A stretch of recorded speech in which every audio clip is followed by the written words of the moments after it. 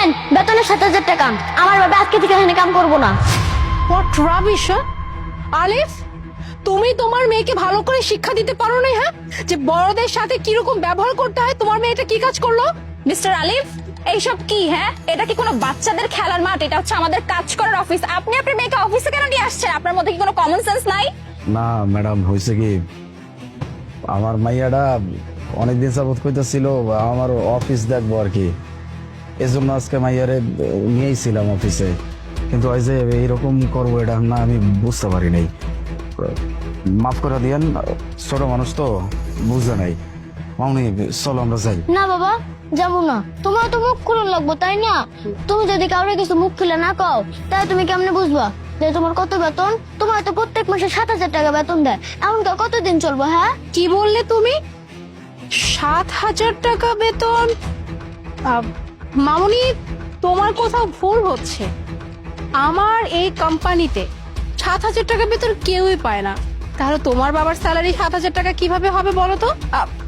আরে ম্যাম, আপনি কি বলছেন? এরা তো ছোট লোক, ফকিন্নি, এরা মিথ্যা কথা বলতেছে। এই, তোমরা দাঁড়িয়ে দাঁড়িয়ে মিথ্যা কথা বলতেছো কেন? হ্যাঁ, যাও এখান থেকে।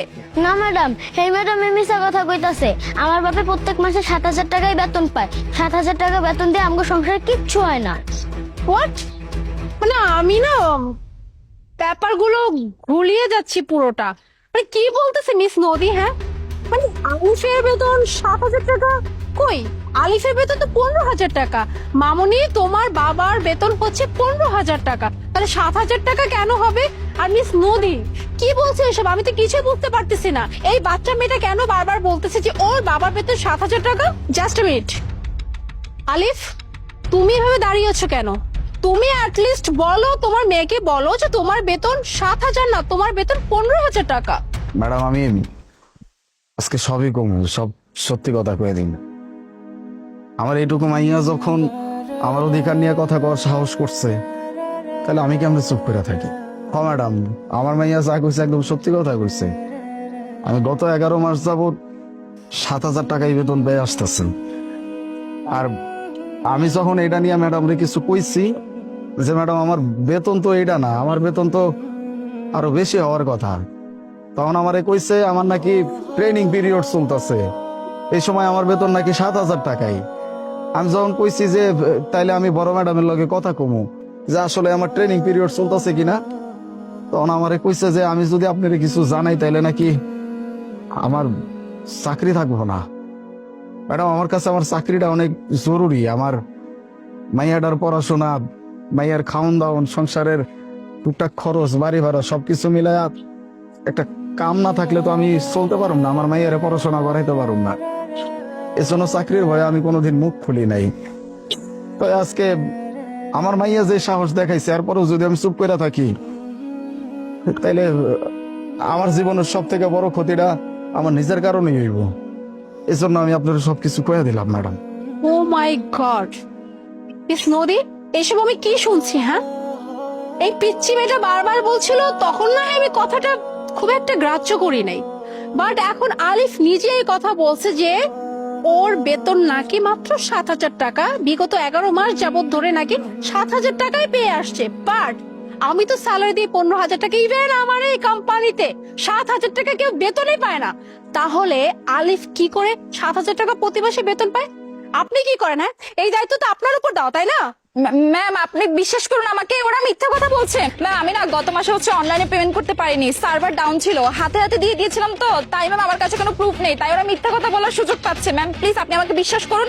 আমি কত বছর ধরে আপনার এখানে জব করছি ম্যাম, আমি আপনার বিশ্বস্ত এমপ্লয়ি, আমি কি করে এরকম করতে পারি? ম্যাম ওরা মিথ্যা কথা বলছে। ম্যাম প্লিজ, আপনি আমাকে বিশ্বাস করুন। আচ্ছা, এটা ঠিক বলতে পারেন, যারা মিথ্যা কথা বলতে পারে। মিস নদী, তাহলে এক কাজ করি। হ্যাঁ, আমি আমি আমি হ্যাঁ, পুলিশ কল করি। পুলিশ আসলে সব ক্লিয়ার হয়ে যাবে। কে সত্যি বলতেছে আর কে মিথ্যা বলতেছে।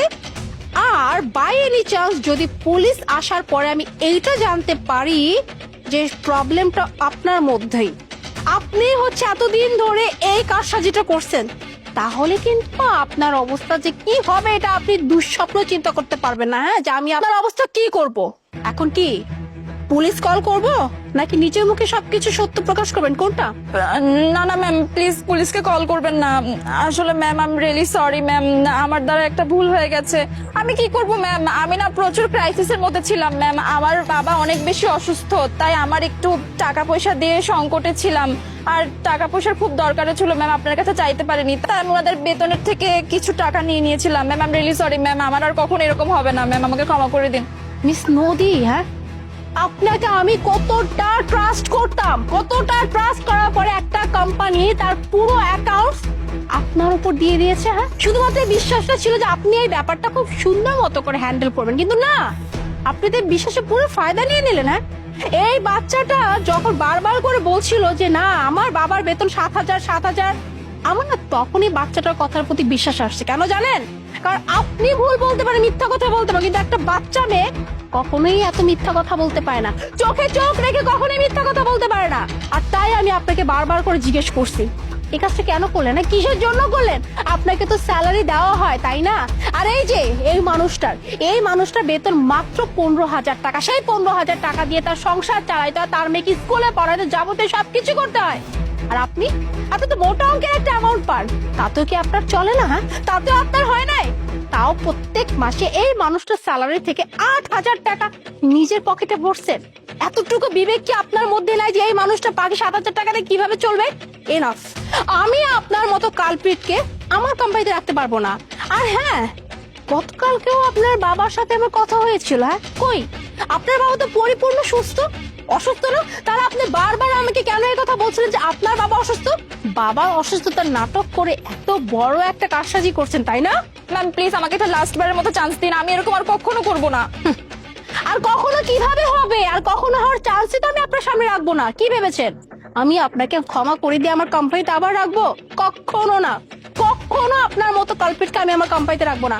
আমি আপনাকে এই মুহূর্তে এখান থেকে ফায়ার করলাম। আর হ্যাঁ, যাবেন তো যাবেন, এই মানুষটা থেকে বিগত মাসগুলোতে যত টাকা মেরেছেন প্রত্যেকটা টাকা আপনি সুন্দর মতো করে ক্লিয়ার করে তবেই যাবে। তা না হলে আমি আপনার নামে এমন কেস করব আর কোনো কোম্পানিতে না চাকরি করার সুযোগও থাকবে না। Out. Alif, I am really sorry, আসলে ভুলটা আমারও। আমার উচিত ছিল এই ব্যাপারগুলোতে একটু নজর দেওয়া। আসলে কি করব বলো, এত কাজ, আসলে সবকিছু নিয়ে না সামলে উঠতে পারছিলাম না।